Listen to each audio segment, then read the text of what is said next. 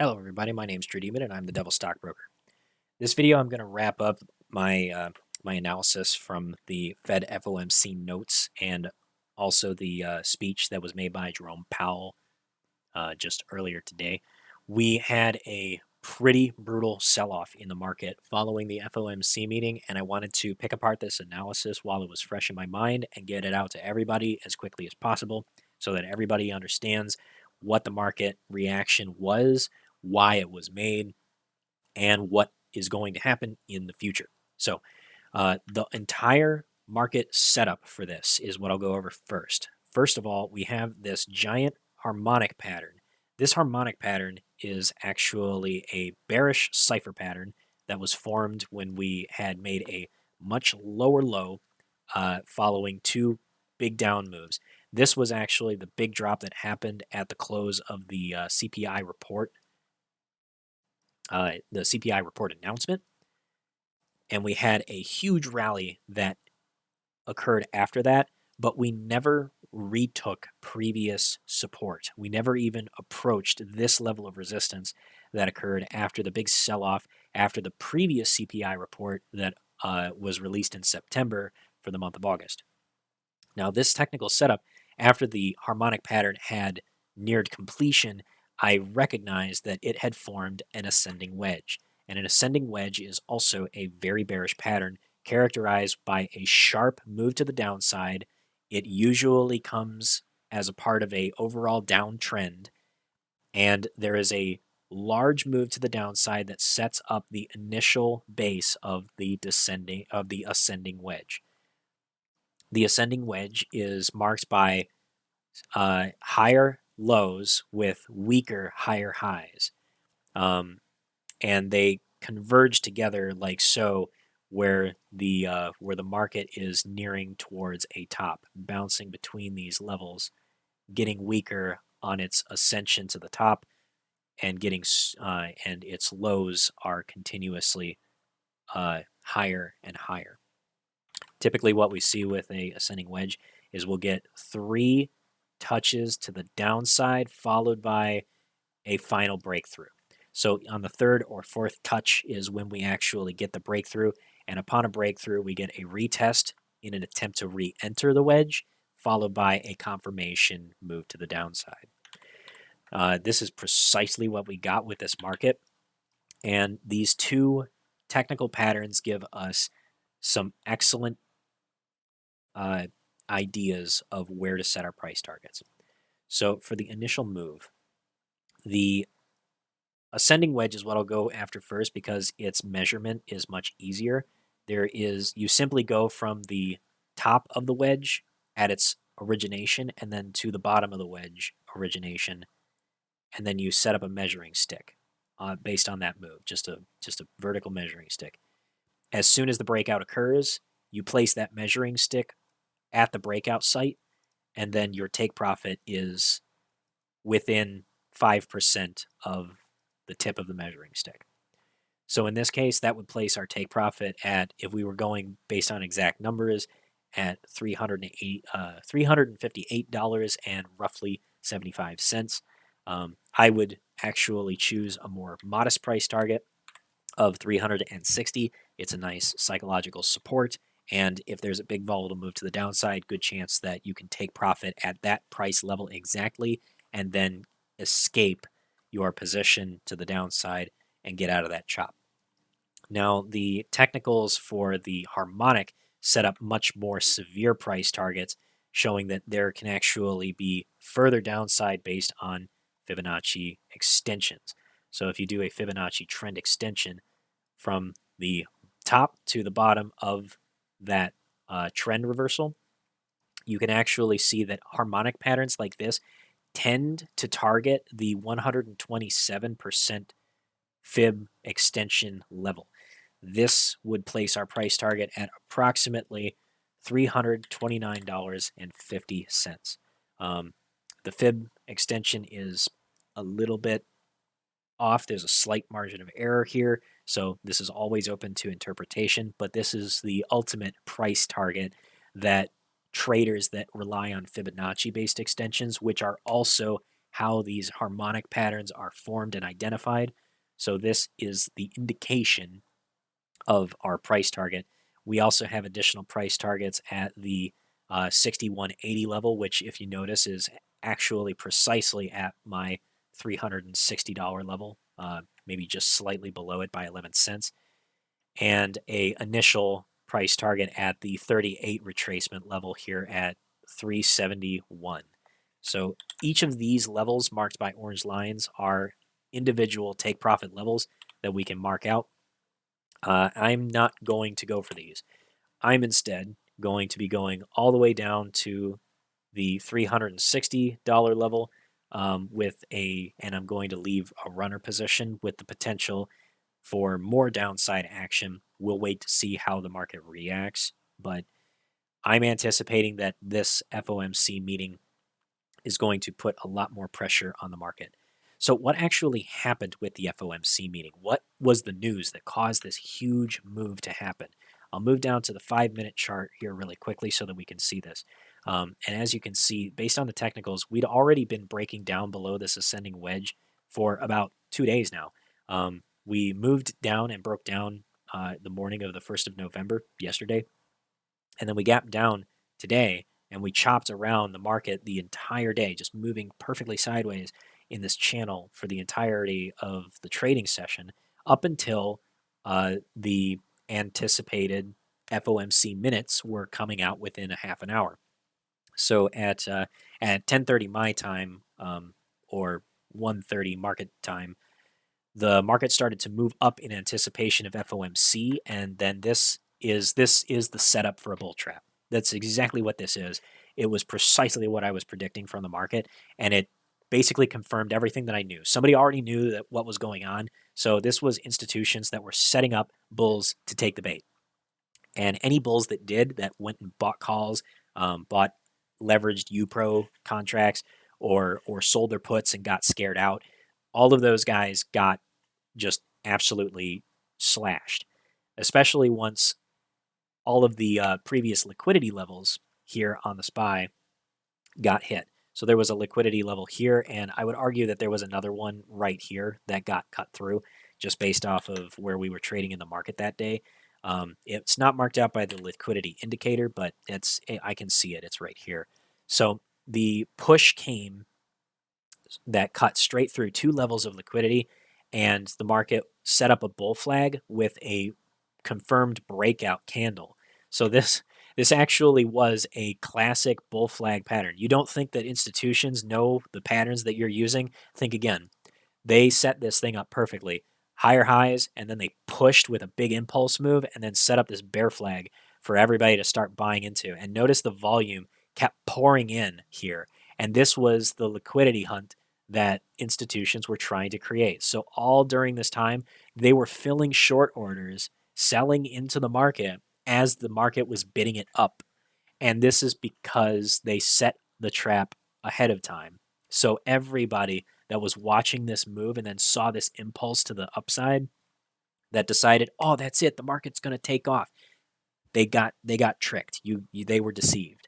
So the market had already made its decision as soon as this happened, before the minutes even came out.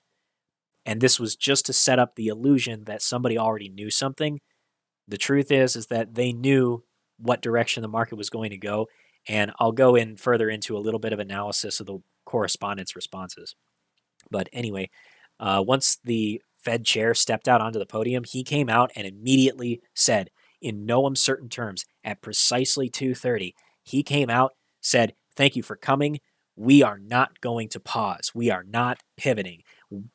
And financial conditions will continue to tighten beyond the foreseeable future." And that hawkish language immediately resulted in a huge tank in the market. It dropped by more than 4%. 4%. Correction, 3.6%. So 3.5% moved to the downside. Sorry, I was using my head math, but 3.5%. So this huge capitulation in the market was the move. And this was a classic liquidity hunt, precisely what institutions do. They set up the market to move to the upside.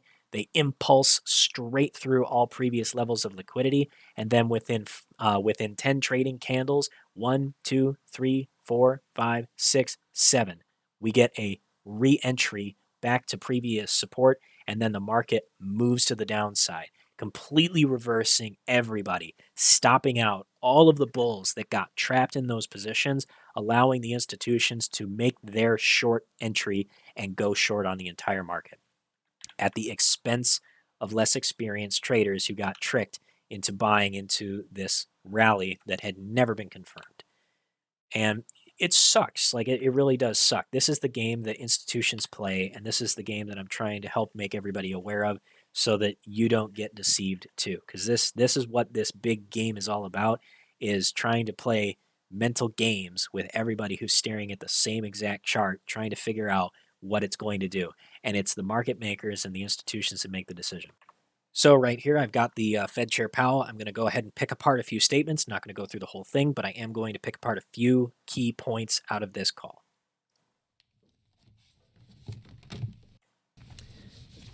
My colleagues and I are strongly committed to bringing inflation back down to our 2% goal.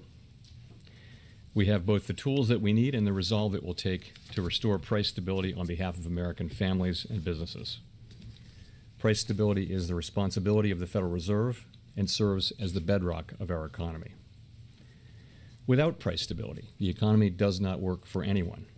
In particular, without price stability, we will not achieve a sustained period of strong labor market conditions that benefit all. Today, the FOMC raised our policy interest rate by 75 basis points, and we continue to anticipate that ongoing increases will be appropriate. This is all of the language that the market needed to hear. Those simple statements that the labor market is strong, that inflation is still high, and we are going to continue to raise rates. A 75 basis point hike decision was made, and we will continue to raise rates into the future. We should anticipate ongoing raises of interest rates will be necessary. This is exactly what bulls did not want to hear going into the market. The U.S. economy has slowed significantly from last year's rapid pace. Real GDP rose at a pace of 2.6% last quarter, but is unchanged so far this year. Recent indicators point to modest growth of spending and production this quarter. Growth in consumer spending has slowed from last year's rapid pace, in part reflecting lower real disposable income and tighter financial conditions. This is the confirmation that we've already been feeling in the market. Everybody already feels the tightening of financial conditions because, quite frankly, everything's gotten more expensive.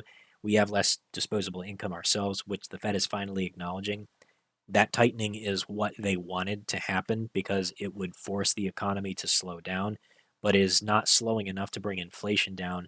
The cost of goods is still highly elevated due to global financial conditions, which they referenced in the FOMC minute notes, stating that the global economy was still suffering from elevated inflation due to the war in Ukraine and the pressure that that's putting on Europe. So all of this is pointing to continuation of inflation, and we're now trying to fight a global economic recession with a domestic monetary tightening. And quite frankly, I don't believe that it's working as the Fed wishes that it would, because a lot of these conditions at this point, they've waited too long. We already know this, but they waited too long, and now things are out of their hands. There's too many global conditions that are outside of the control of the Fed for them to be able to actually fight inflation, because it's not just domestic inflation anymore. Now it's global, and it doesn't matter how much they tighten at this point. We didn't get ahead of it in time, and I'm convinced that it's now going to remain elevated. I'm going to move on to the Q&A session where some very specific questions were asked of Fed Powell that I believe that you'll find enlightening. Colby Smith with the Financial Times. On the need to slow the pace of rate increases at some point, is a downshift contingent on a string of better inflation data specifically between now and, let's say, the December meeting? Or is that something that the Fed could potentially proceed with independent of that data, given the lagged effects that you mentioned? So a couple things on that. We do need to see inflation coming down decisively, and good evidence of that would be a series of down monthly readings.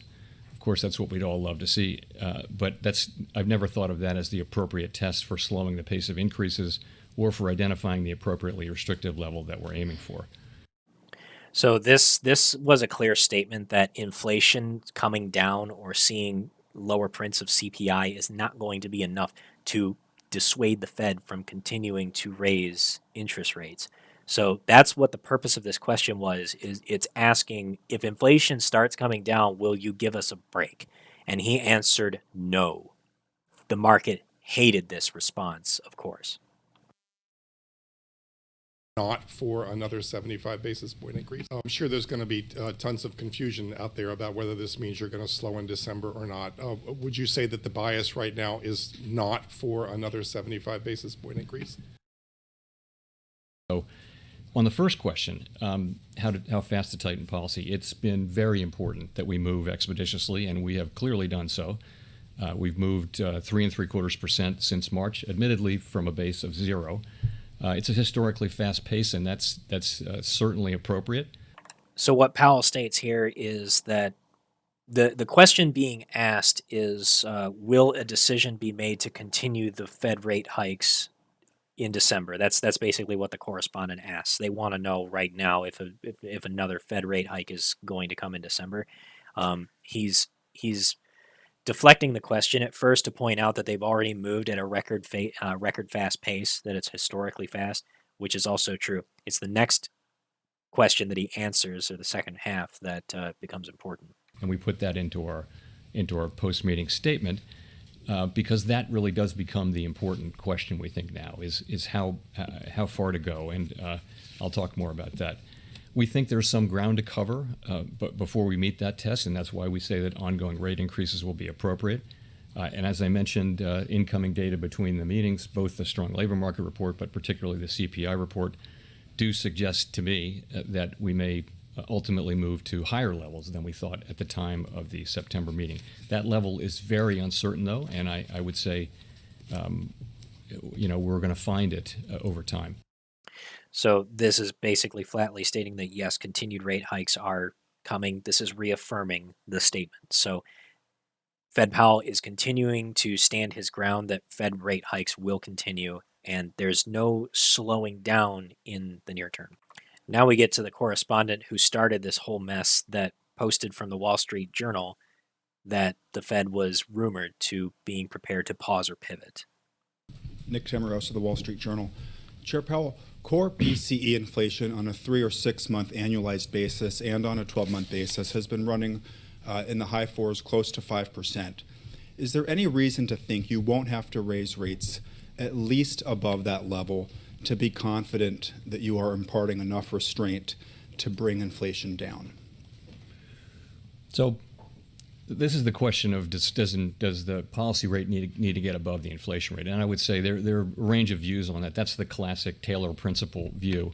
But I would think you'd look more at a forward-looking measure of inflation to look at that. But I think the answer is we'll want to get the policy rate to a level where it is where the real interest rate is positive. We will want to do that. I do not think of it as the single and only touchstone, though. I think you put some weight on that. You also put some weight on rates across the curve. Very few people borrow at the short end of at the federal funds rate, for example. So households and businesses, if they're very meaningfully positive interest rates all across the curve for them, credit spreads are larger, so borrowing rates are significantly higher, and I think financial conditions have tightened quite a bit. So I would look at that as an important feature. I'd put some weight on it, but I wouldn't say it's something that is the single dominant thing to look at. The question that was asked is, will the Fed raise the federal funds rate to a point where it exceeds the rate of inflation? And this is where Powell got a little bit dovish, and the market started to respond a little bit more positively. Things started to move in the upward direction because it indicated that there would still be a limit but this doesn't. This is kind of like cold comfort at this point because the rate hikes that are going to keep coming are still probably going to keep coming for the near to medium term for over the next 6 to 8 months at the very least. So although the question answers an important question of like how far are you willing to go. Um, Powell hints that he doesn't feel it's necessary to exceed the rate of inflation in order to get it down, but this is not what prevailing historical wisdom dictates, and it doesn't mean that he can't change his mind. And also, that answer won't actually be tested until so much farther in the future. Dr. Powell, thank you for taking our questions. Gina Smiley, New York Times. I wonder, do you see any evidence at this stage that inflation is or is at risk of becoming entrenched? Is inflation becoming entrenched? So I guess I would start by pointing to expectations. So if we saw longer term expectations moving up, that would be very troubling. And they were moving up a little bit at the middle part of this year, and they've moved now back down. That's one piece of data. Shorter term inflation expectations moved up between the last meeting and this meeting. And we don't think those are as indicative, but they may be important in the wage setting process. So this was an important question that Powell deflected in order to save credibility. Is inflation becoming entrenched? And he's deflecting, stating that the data doesn't reflect enough of this information.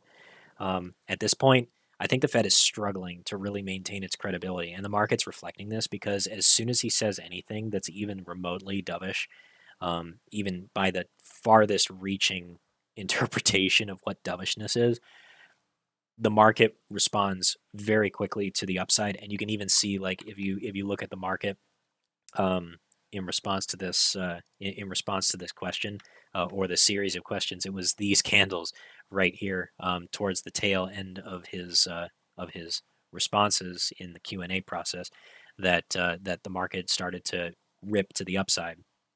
And funny enough, another correspondent made a remark on this as well. And just a quick follow. It looks like stock and bond markets are reacting positively to your announcement so far. Is that something you wanted to see? Is that a problem, or how that might affect your future policy to see this positive reaction? We're not targeting any one or two particular things. Our message should be, what I'm trying to do is make sure that our message is clear, which is that we think we have a ways to go. We have some ground to cover with interest rates before we get to that level of interest rates that we think is sufficiently restrictive. And that was the final question that really put the nail in the coffin. Was one of the correspondents from Bloomberg flatly requested Jerome Powell to acknowledge whether he was trying to manipulate the market to the downside, and pointed out that the market was not responding well, or rather, it was moving up. It wasn't responding in a way that was indicative that it had accepted that rate hikes would continue and that restrictive policy was going to be the order of the day. And at this point, Jerome Powell had the opportunity to state flatly that while trying to maintain credibility at the same time, flatly stated that financial conditions are going to tighten no matter what the market is doing. So it's kind of just regardless. It doesn't matter what Wall Street wants, what investment banks want. The policy is the policy, and this is what's necessary, and the Fed's going to do its job. And if you choose not to listen to us, then it's your fault. So that kind of wraps up my my thoughts of picking apart this entire interview, the speech with Powell. My final analysis is that the SPY is due for some serious pain. We've only completed a small portion of the move to come, in my opinion. And based on the positions that I entered into this week, where I went short early on in the day on the 1st of November and on Halloween, October 31st, all of my short positions are at this point in the money. Like, everything's in the money, and it's riding out until mid-November. So that kind of just, I hope, speaks to my confidence that now the market is going to have to give back everything that it put into this rally that kind of came out of nowhere on the basis of a rumor with no evidence to back it up. And this is precisely what I was warning everybody about was going to happen as soon as Powell stepped out onto the podium. It was just, the writing was on the wall. And the notes were still very clear. Even though the market was moving up, it was an entirely manipulated move where institutions were just looking for bag holders to take their dirty laundry. That was the only purpose of that sudden impulse move to the upside. And it's unfortunate that the market works this way. This is the nature of the equities market. It's the nature of our economic system. It's all based on one party trying to get one over on the others. The purpose at Hell's Trading Floor and what I'm trying to do here is to try and point out the facts and be as objective as possible and give retail investors the tools that they need in order to see the manipulation, see the fraud, see through the smoke and mirrors, and understand what the real answer is and come to the right conclusion. In this case, the conclusion is we've got more pain to come. That's going to do it for this video. If you guys want to join up on the channel, I'd appreciate it if you would leave a like on the video, especially if this helped you out, you found this information useful. Subscribe to the channel and consider joining us at hellstradingfloor.com, where you can join our Discord at discord.gg/hellstradingfloor. Thank you so much for watching, and I'll see you next time. Until then, have a hell of a time in the markets.